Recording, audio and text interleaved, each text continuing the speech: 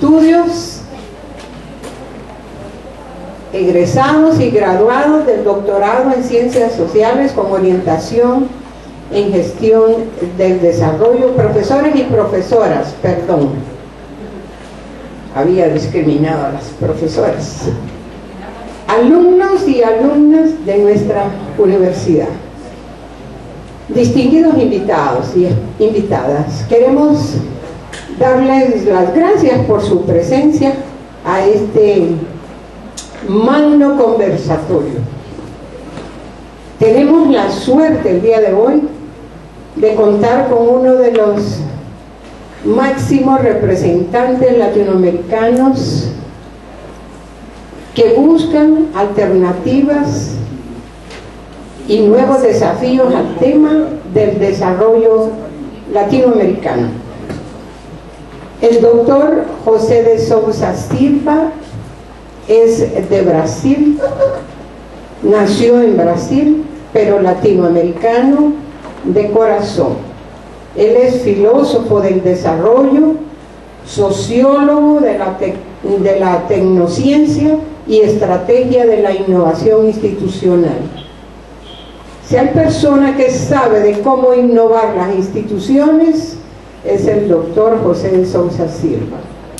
Nació en Paraíba, en la región nordeste de Brasil. Él es ingeniero agrónomo con una maestría en sociología de la agricultura y un doctorado en sociología de la ciencia y la tecnología.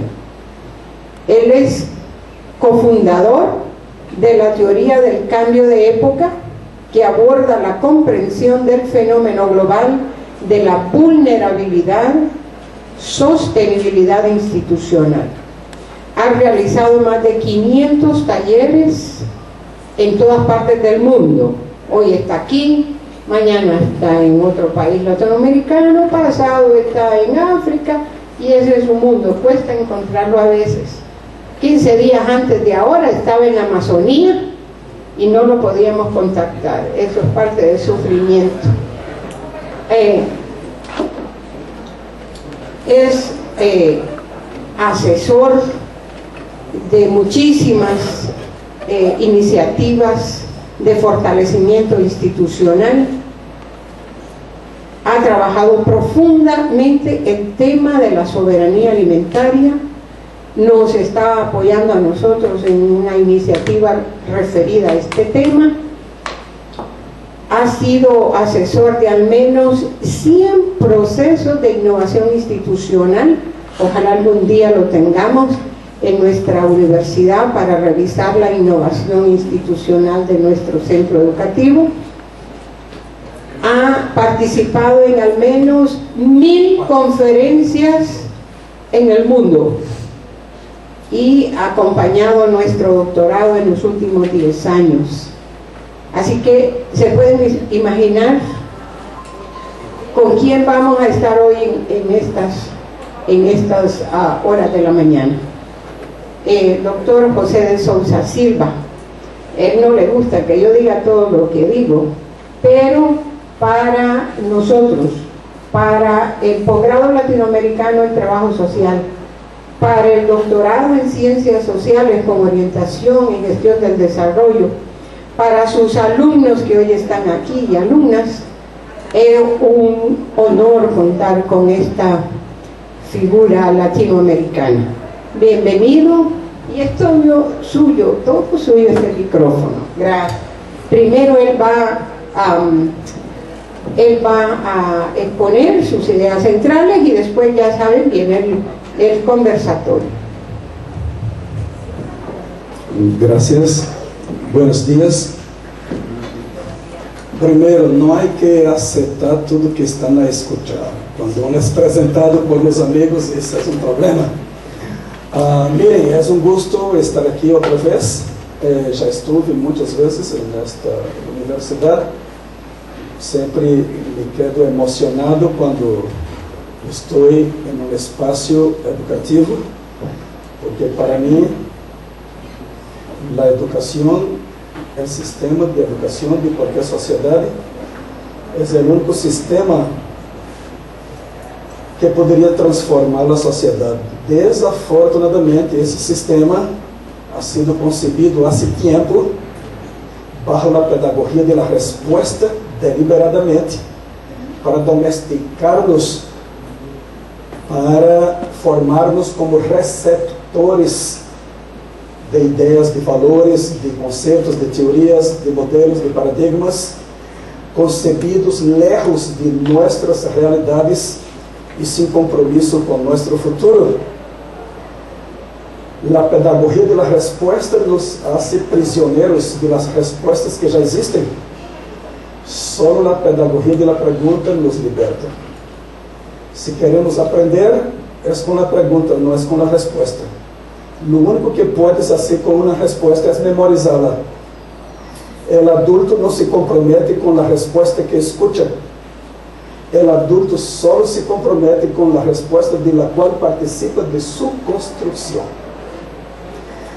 Por lo tanto, minha história pode ser uma história contada através de las perguntas.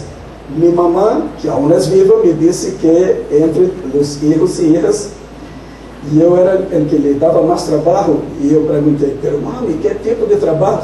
Perguntava demasiado.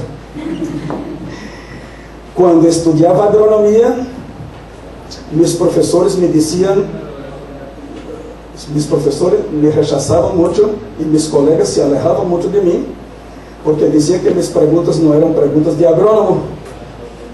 Terminei a agronomia, trabalhei 10 anos como agrônomo, 5 anos em la extensão rural, 5 anos em la investigação, e quando fui fazer meu pós-grado, me fui para a sociologia, em la esperança que aí não rechaçariam minhas perguntas. Pero no segundo ano de sociologia, meus professores me disseram que minhas perguntas não eram perguntas de sociólogo. Então, quando terminei sociologia, me fui para a filosofia. E aí os filósofos disseram, este é tu lugar, pero nós outros não vamos contestar nenhuma pergunta tua. Tu vai investigar e vai construir as respostas que necessitas. E foi aí que aprendi que nós outros, por um lado, não nos comprometemos com a resposta que escutamos, e por outro lado, eu entendi que conhecimento não é sinônimo de informação. Estar informado não é sinônimo de estar compreendendo. Pelo conhecer vai mais allá de compreender. Conhecimento só é conhecimento quando uno, además de compreender, aceita as verdades que chegam com esta compreensão. Aquilo que tu compreende, pelo que não aceitas, se quedará como informação. Só é conhecimento quando uno compreende e aceita as premissas, as verdades que chegam com a nova compreensão, a ponto de tomar decisões e realizar ações a partir de este conhecimento que agora é tuyo.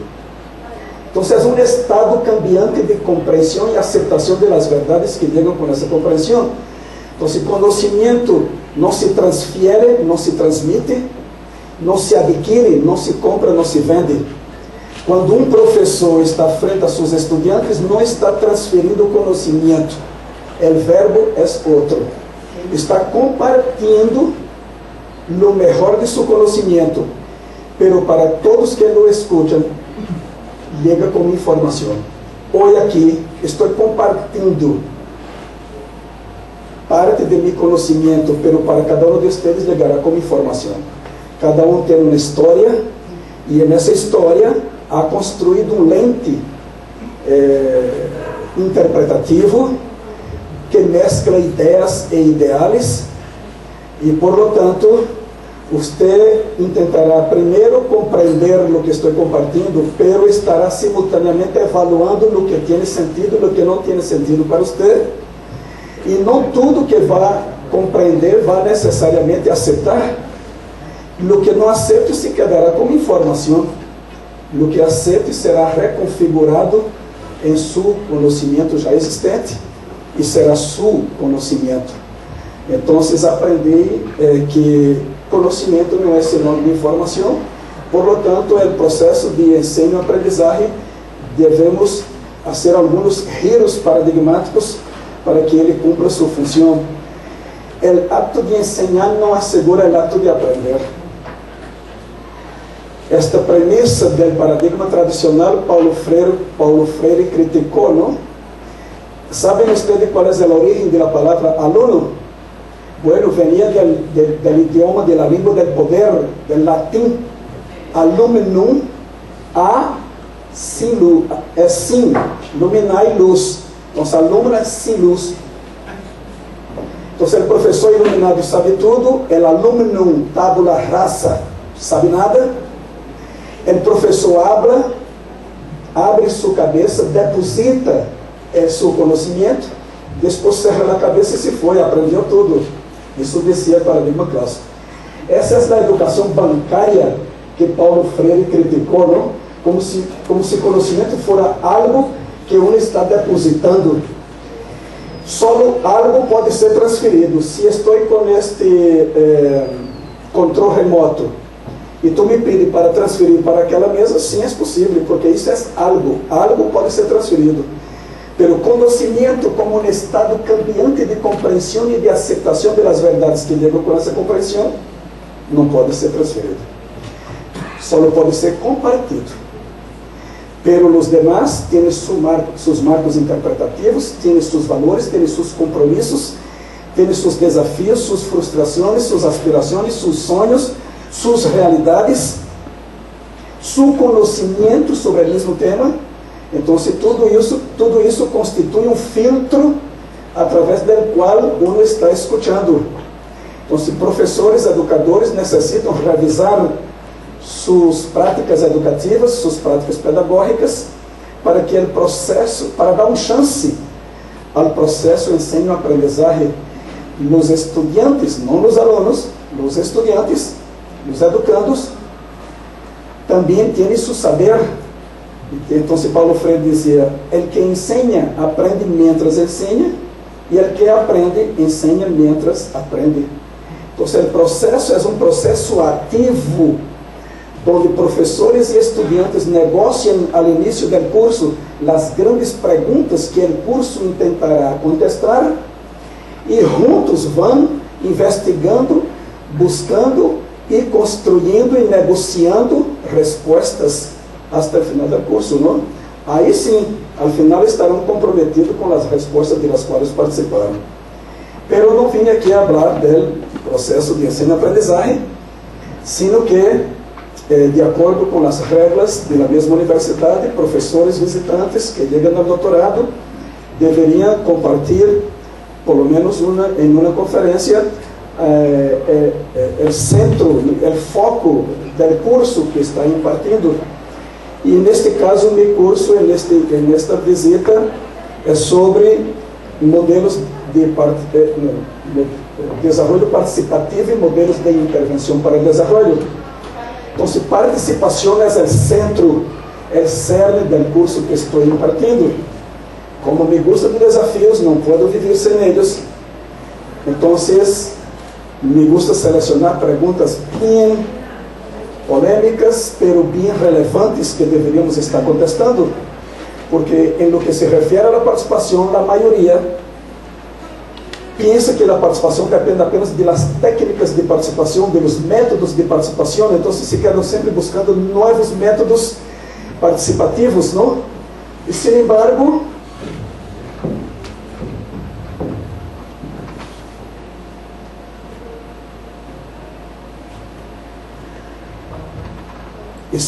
a participação está em crise.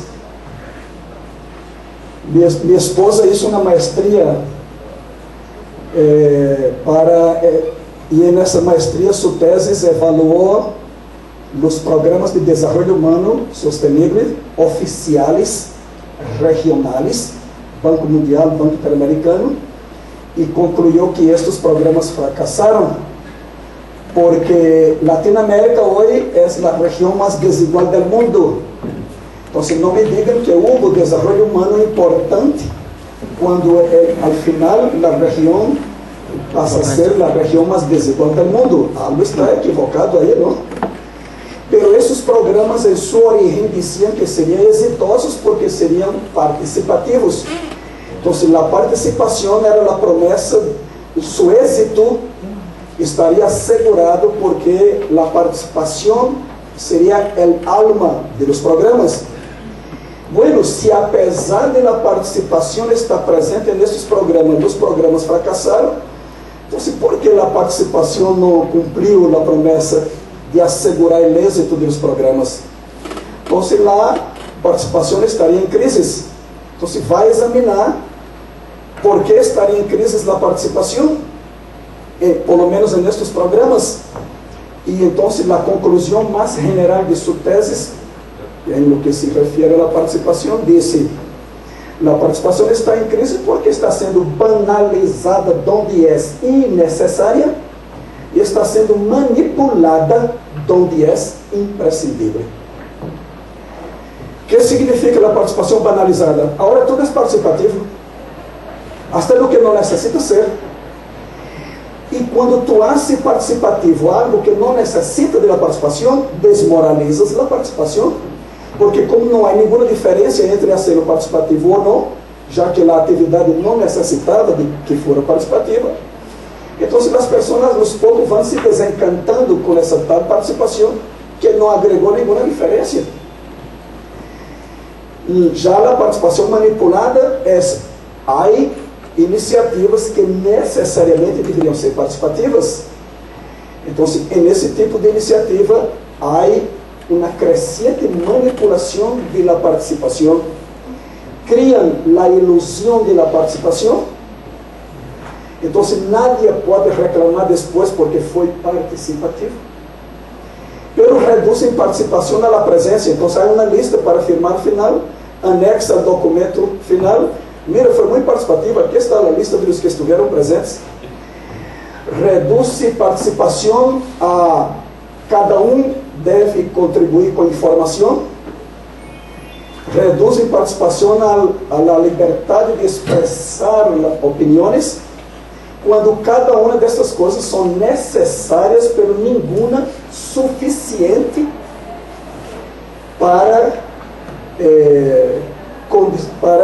que la participación exista. Porque solo hay participación cuando hay la posibilidad de influenciar. Si no hubo la posibilidad de influenciar, no hubo participación. Influenciar en políticas, en presupuesto, en decisiones, en definición de prioridad, en lo que sea. Processos participativos tomam mais tempo, custa mais caro, por isso que a maioria não les gusta do processo participativo, que era o processo Parayé, termina sendo por decreto, instrumentaliza a participação para que a coisa saia muito rápido. Pero todo o processo participativo tem 4 características fijas. Se é sério: 1, tomará mais tempo; 2, custará mais caro; 3, abre espaço para conflitos e resistências; e 4, o produto final não está bajo controle de nenhum indivíduo em particular. E, sin embargo, 5, será sostenible, porque a maioria, por convicção, descobre as razões para estar em um processo de cambio, descobre, identifica que há grupos de atores que deveriam ser os mais beneficiados com este processo, juntos definem que cambiar. Obviamente a resposta é cambiar tudo que atende às razões relevantes que encontraram e que beneficiam os atores importantes que identificaram. Eles deveriam, então, ser guardianes de tudo isso. Então, com quem eles hacerão o câmbio? Bueno, a lista pode ser grande, pero eles que estiveram contestando essas perguntas anteriores deveriam estar presentes durante a implementação, porque em Latinoamérica 85% das propostas não são implementadas. E de no pouco que has implementado, do total que has implementado, 89% é distorsionado durante a implementação. Buenas reflexiones, buenas formulações. Quando chega o momento de implementar, os poderes que prevalecem se organizam e barra um discurso muito bonito, no que implementa é outra coisa. Se iniciarmos um processo de câmbio realmente participativo e todos participam desde o diagnóstico de las razones para cambiar hasta su implementación, ahí sí, no solamente los cambios propuestos serían los más relevantes, porque estarían vinculados a las razones relevantes para cambiar y estarían vinculados al beneficio de los actores que deberían ser los más beneficiados, y por lo tanto serían no solamente coherentes, relevantes, serían sostenibles, porque la participación agrega no apenas legitimidad, agrega também compromisso. Não há, em Brasil não há, não sei se em Honduras há, se há, me digam, onde comprar 1 quilo de compromisso coletivo. Se não há, há que construí-lo. E sem participação não podes construir compromisso coletivo.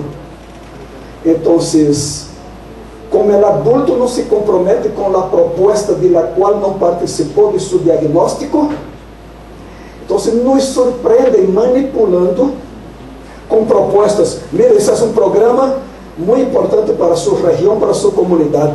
E vocês estão invitados a apoderar-se do programa. O programa deve ser implementado de la forma mais participativa possível. Sim, mas vocês não estiveram na concepção do programa. Isso é manipulação. Invita para definir com autonomia como será implementado de forma participativa. Sim, e na concepção, que é um ato de fé. Eu não estou seguro que o conteúdo desse programa é o mais relevante para mim, porque eu não participei de sua concepção. Então, quando o adulto não participa do diagnóstico, não se compromete com a proposta que resulta do diagnóstico. É que a natureza do diagnóstico antecipa a natureza da proposta. Então, eu necessito estar em acordo com o diagnóstico original, porque é o diagnóstico que dá sentido à proposta. Essa proposta só não faz sentido por o diagnóstico. Então, participação inicia desde o primeiro diagnóstico. Porque uma inovação relevante, um câmbio relevante, só pode emerger de processos de interação social com a participação de los que lo necessitam e serão impactados por ele. Então, científicos, expertos, especialistas não têm o direito de decidir que deve ser feito apenas porque sabem como fazê-lo. Essa dimensão ética está ausente na maioria das concepções de programas, de projetos.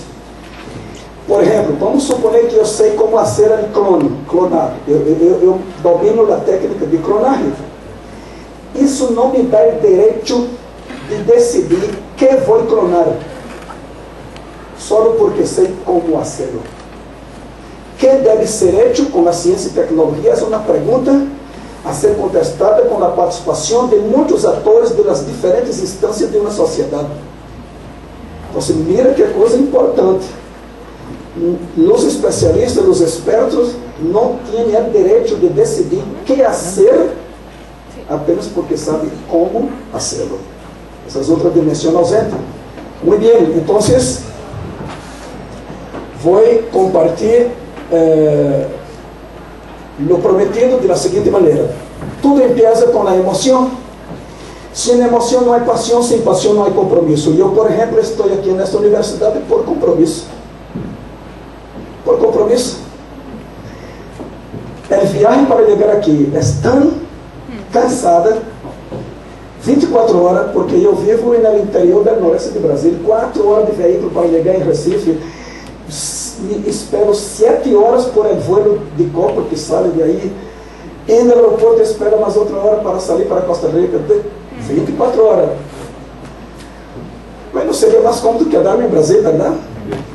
Pero me fascina este tipo de intercâmbio, porque é minha oportunidade também de aprender. Então, mientras estou no doutorado, aprendo mais que no que comparto, porque sou uno compartindo, pero há docenas de estudantes aí compartilhando desde seus conhecimentos, suas experiências.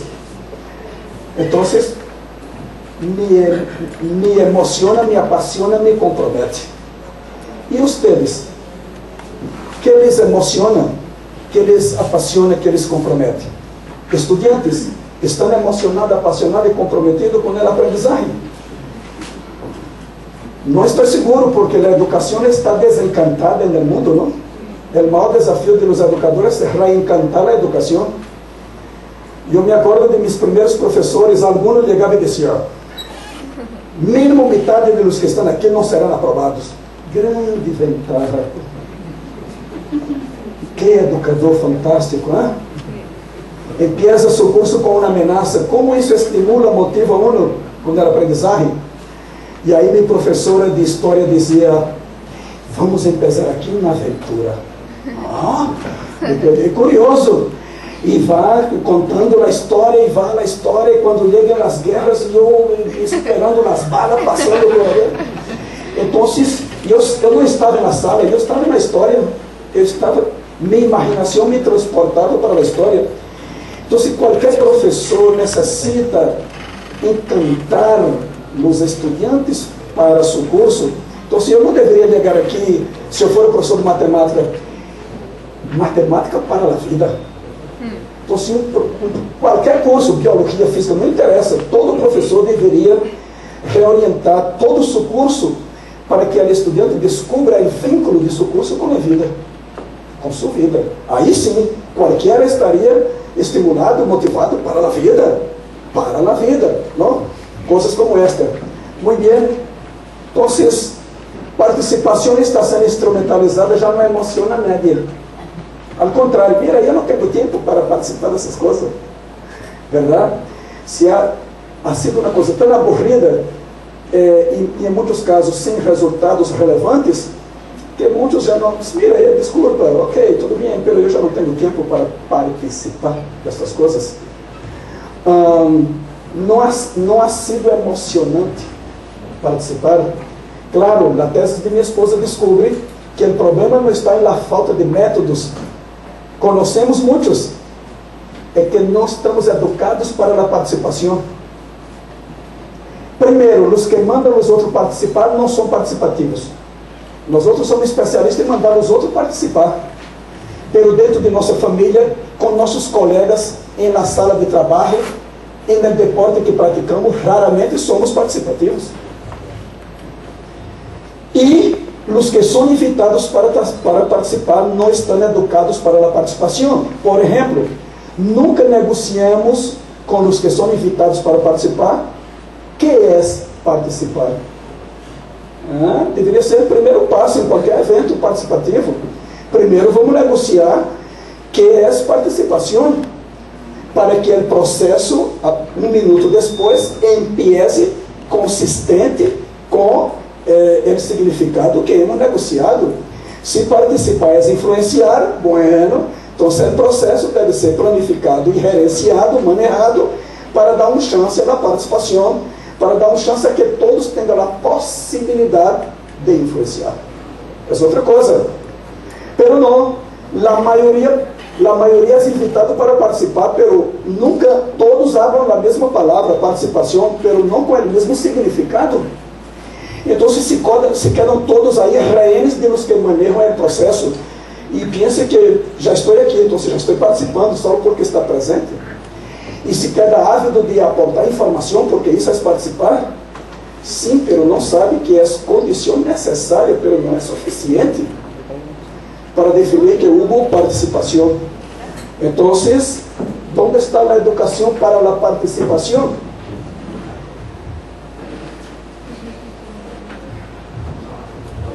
Se a participação é tão relevante, por que sua prática é tão difícil?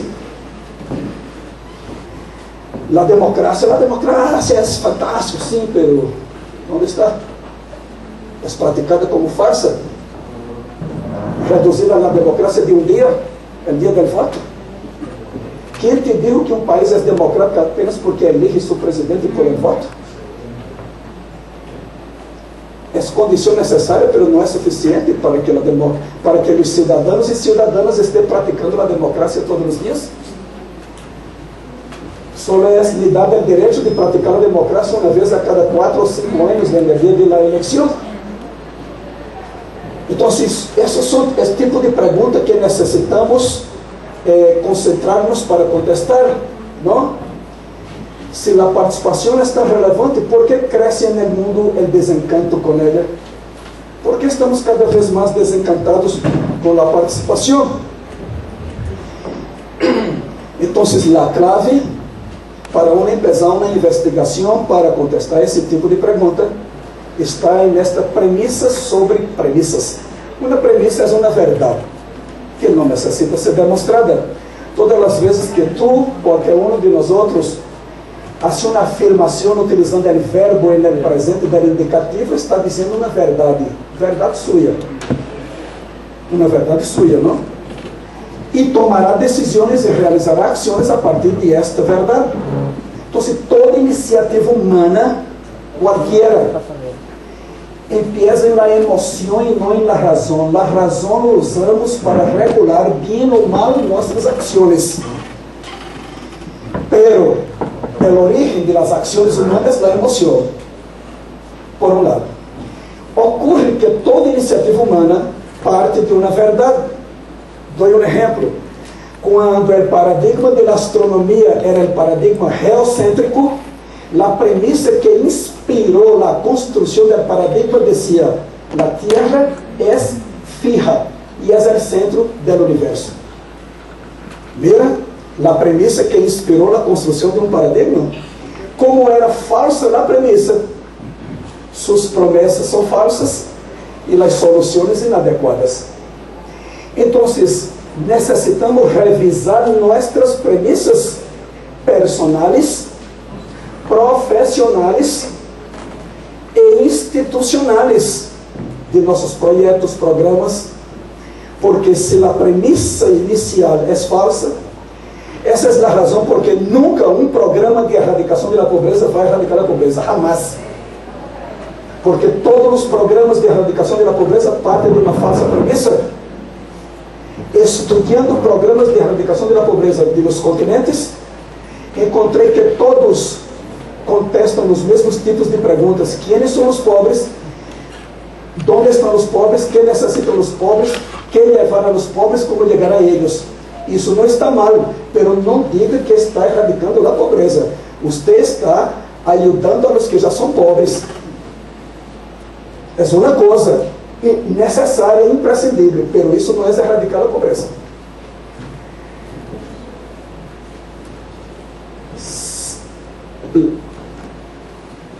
A premissa, então, seria que para erradicar a pobreza, basta trabalhar com os que já são pobres. Não. Quando tu trabalha com os que já são pobres, tu estás ajudando os pobres, por exemplo, a encontrar uma atividade produtiva que lhe dê ingresso, porque se não tem ingresso, não tem acesso a que exista excesso. Pero isso não é erradicar a pobreza. Em Brasil, tu saca um pobre da pobreza e a dia seguinte chegam 500 pobres para reemplazá-lo.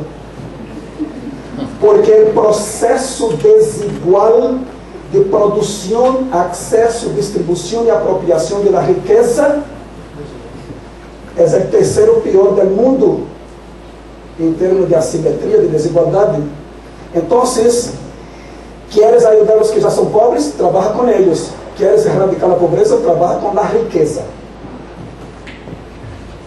A pobreza não é um fenômeno independente, é um subfenômeno do fenômeno mais amplo de produção, acesso, distribuição e apropriação da riqueza. Então, esse slide aí é suficiente para mudar a vida. E eu, quando revisei minhas premissas personais, profissionais e as premissas institucionais de meu projeto, tive que fazer uma pausa e cambiar meu modo de vida, revisar meu modo de vida completamente, não? E entrei em crises, obviamente, porque meu sistema de verdades anterior se desplomou. Para cada nova premissa que aceitava, derrubava 2, 3, 4, 5 do sistema de verdades anterior. Então, se cai primeiro o sistema anterior antes que o próximo esteja consolidado, então se não entra em crises.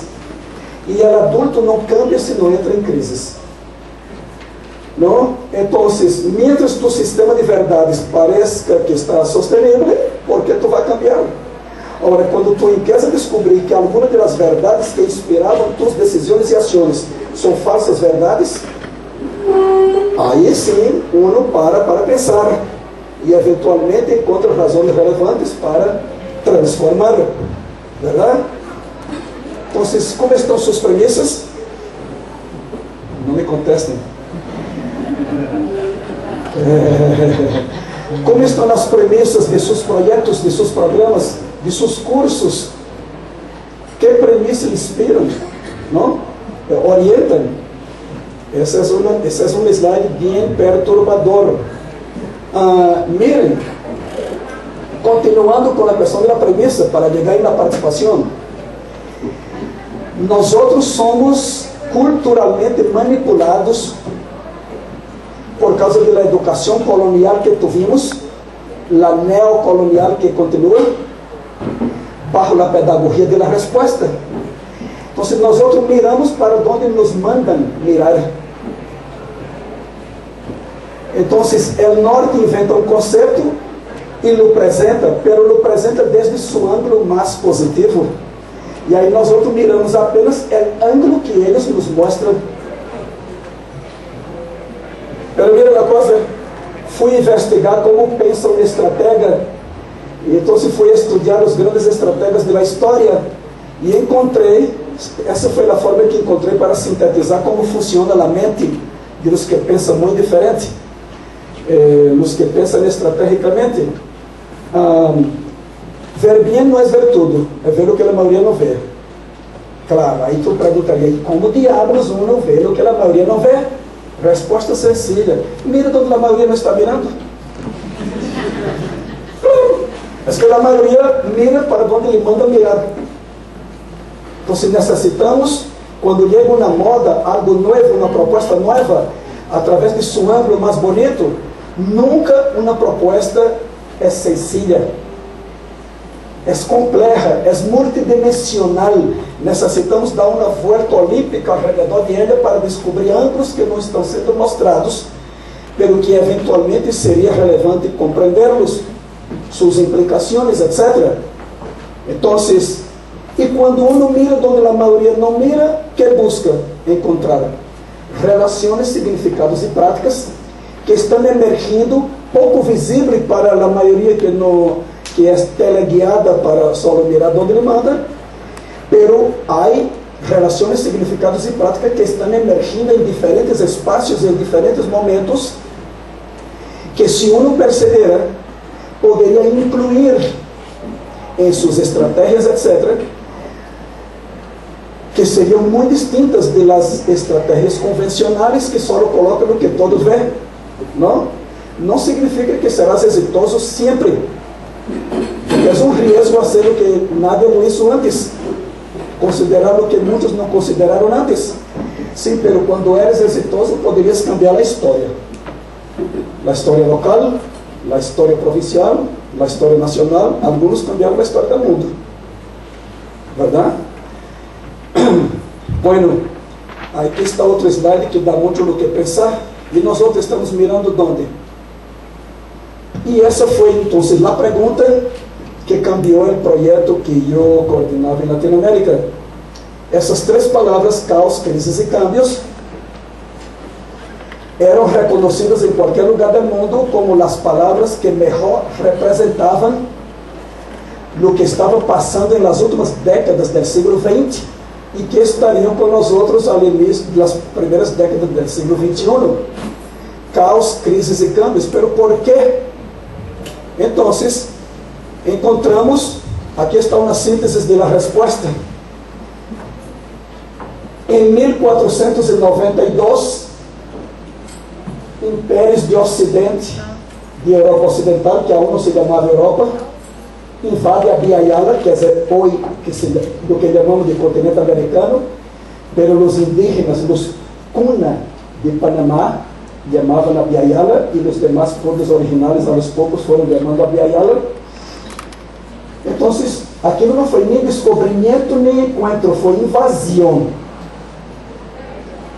Porque a colonização não foi uma iniciativa filantrópica do civilizado para civilizar o primitivo. Al final del siglo XV, el capitalismo estaba emergindo e alguns impérios decidiram adotá-lo, pero para adotá-lo, tentaram compreendê-lo e rapidamente compreenderam que esse sistema tem apenas um único objetivo, que é acumular um verbo quantitativo que não conhece quanto é suficiente. Por isso, a única estratégia para acumular de maneira infinita é crescer de forma infinita. Crescimento infinito. Apesar do planeta finito. E, por lo tanto, como consequência, este é um sistema expansionista. Porque como vai crescer de forma infinita? Tem que sempre estar encontrando novas fontes para a acumulação. Então se busca 5 coisas, não são 4, não são 6, são 5.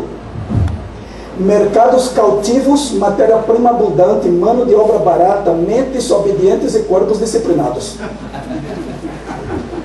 E como sua búsqueda é inescrupulosa, viola o humano, o social, o cultural, o ecológico e o ético. Essas são as 5 dimensões violadas sistematicamente desde 1992 para saciar o hambre insaciável do sistema capitalista. Por isso, Estados Unidos não ratifica 72% dos acordos internacionais que tentam resgatar e promover a importância do humano, do social, do cultural, do ecológico e do ético. Não porque seu governo não quer ratificar, é uma inconveniência não hacerlo, constrangimento, é que as corporações transnacionais de origem dos Estados Unidos, mais poderosas que os estados, han logrado exitosamente impedir que seu governo ratifique cerca de 70% de todos os acordos que entendem. Por que não ratificar? Como vai continuar violando o humano, o social, o cultural, o ecológico e o ético, em busca de mercado cativo, matéria-prima abundante, mentes dóceis, corpos disciplinados, mano de obra barata? Não ratifica para não ser demandado internacionalmente.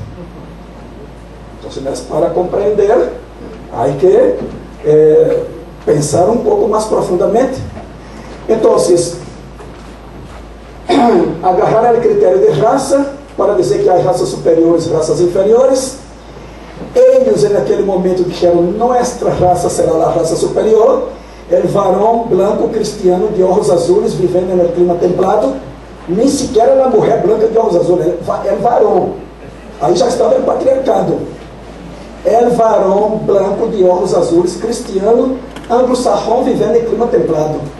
De preferência na Europa Ocidental, que hoje é o nome da Europa Ocidental. Então, a raça superior é a mais forte. El mais forte assume que tem direito à dominação e el mais débil a obrigação de obediência. Então se cria a dicotomia superior e inferior para empezar a colonização. Pero como a palavra superior e inferior não é palatável para negociações, então se reemplaça a palavra superior por civilizado e a palavra inferior por primitivo. Então, se a colonização passa a ser uma missão nobre, el civilizado vai ajudar o primitivo a ser civilizado como ele. Pero aún faltava a ideia atrativa para galvanizar as mentes e conquistar corações. Essa ideia foi a ideia de progresso. A promessa do progresso era prosperidade e felicidade para todos que adotaram a ciência e tecnologia ocidentais. Uma promessa que não ha sido cumprida e que todos se quedaram desencantados depois da Segunda Guerra Mundial, porque a ciência e tecnologia que eles diziam só fazia coisas boas para todos, participaram da bomba atômica, participaram da solução final para a questão judia, o Holocausto, que resultou no Holocausto. Então, a humanidade se quedou desencantada com essa ideia. Os ideólogos bajaram a frequência com que usavam a palavra progresso e foram reemplazando lentamente por a palavra desenvolvimento. Então, a ideia de desenvolvimento reemplaza a ideia de progresso. Estados Unidos emerge como potência hegemônica e assume uma inovação semântica politicamente muito inteligente, reemplaza a palavra civilizado por desenvolvido e a palavra primitivo por subdesenvolvido. Então, ao contrário de colonizador e colonizado que estavam em confrontação, em conflito, Subdesarrollo no es lo opuesto del desarrollo. Todos están en la misma dirección. El subdesarrollo es el punto embrionario del desarrollo. Pero el desarrollado es tan generoso que, como el civilizado, va a volver, recuar en el tiempo, agarrar tu mano para llevarte al desarrollo. Entonces, la trampa más perversa inventada en los últimos 5 siglos foi a ideia de progresso como meta, depois reemplazada com a ideia de desenvolvimento como meta. Então, qual era a meta? Ser civilizado. Agora, qual é a meta? Ser desenvolvido. Pero o desenvolvimento é um processo, não é uma meta. O fim é ser feliz. O fim é ser feliz. Não, ser desenvolvido significa aceitar. Mira. Quando tu aceita a meta ser desenvolvido, estás aceitando que há superiores e inferiores. Por lo tanto, há um modo de vida superior a aspirar e a emular, e há um modo de vida inferior a superar. Então, tu tienes que aceitar os indicadores, os parâmetros, as categorias, as classificações que hacen eles autodenominados desenvolvidos. Porque a meta é ser desenvolvido. Por isso que nossa educação domesticada é uma educação que não cultiva pensamento crítico, criativo nem propositivo. É um pensamento imitativo. Porque se a meta é ser como eles, pensar como eles, então você já não necessita, basta imitar, verdade? Bueno, é esta a meta, deveria ser esta a meta, Então, em 1962, um ano muito emblemático,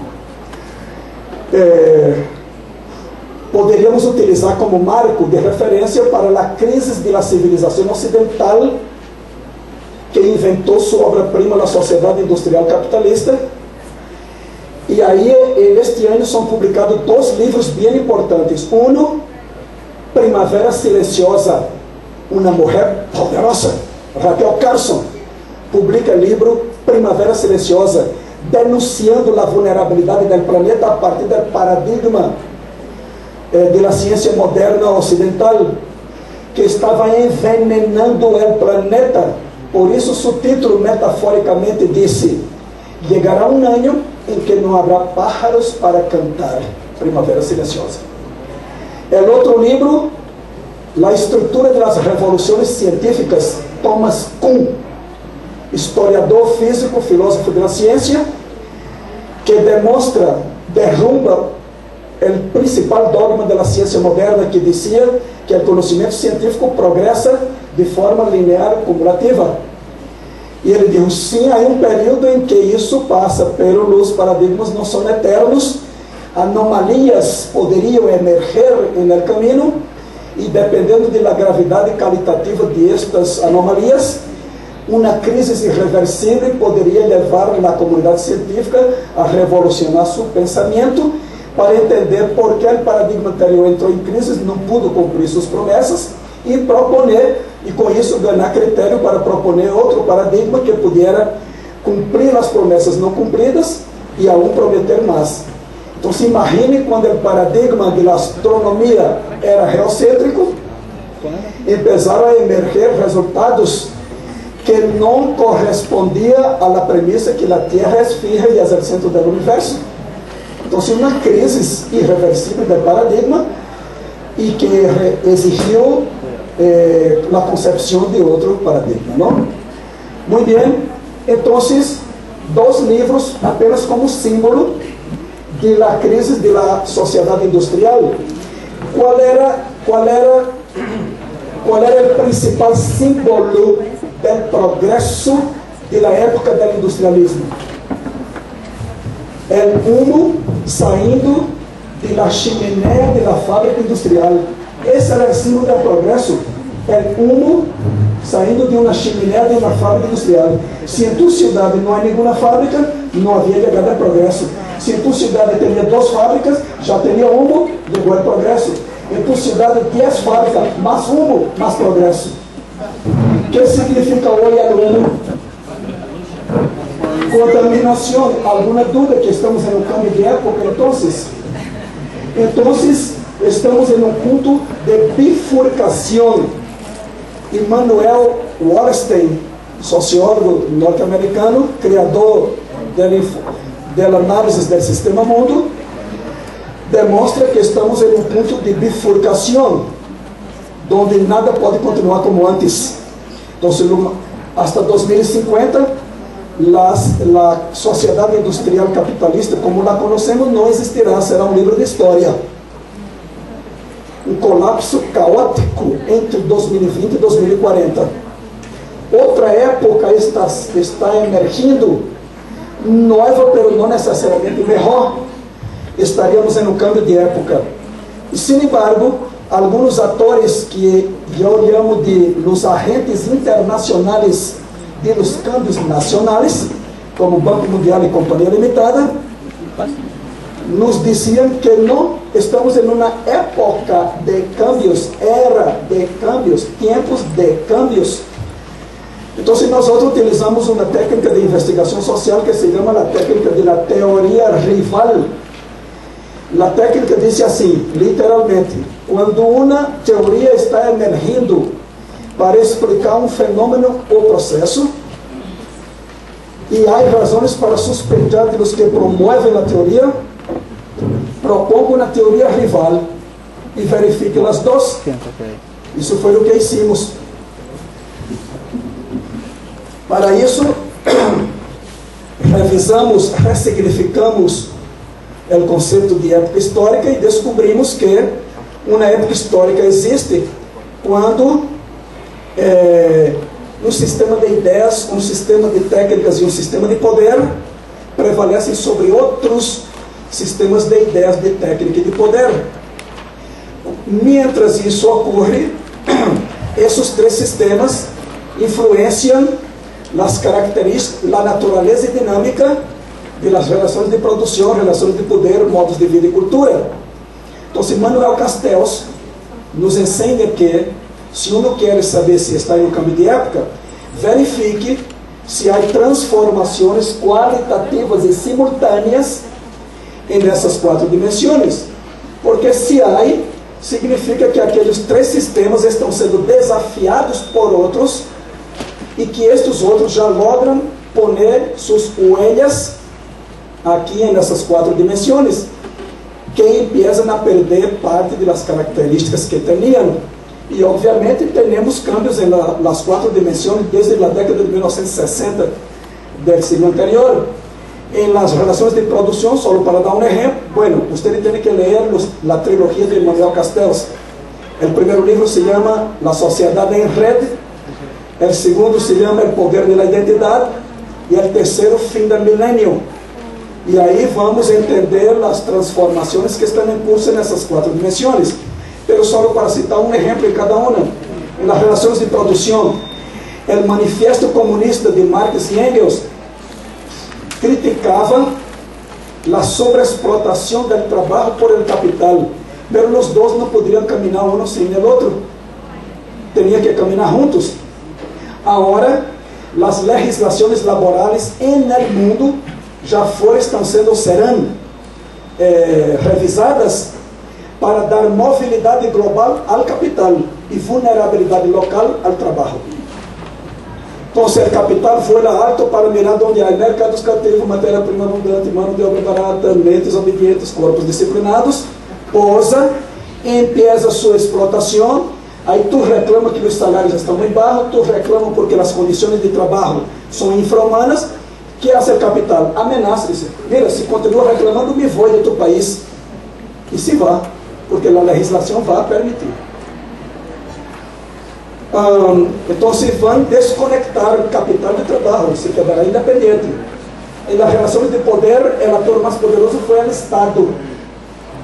Em 1640 e algo, em Westfalen, na Alemanha, uma reunião entre os impérios do momento combinaram que este ator chamado Estado, e aí nasce o Estado moderno, seria o ator que a ordem social, tudo em seu território estaria bajo seu poder, seria o Leviatã que Thomas Hobbes falava, não? aquela entidade superior a tudo e a todos que mantém a ordem social e hace tudo funcionar. E que a comunicação entre eles no mundo empezaria então el sistema de estados. Esse era o ator mais poderoso. Quem são os atores mais poderosos hoje?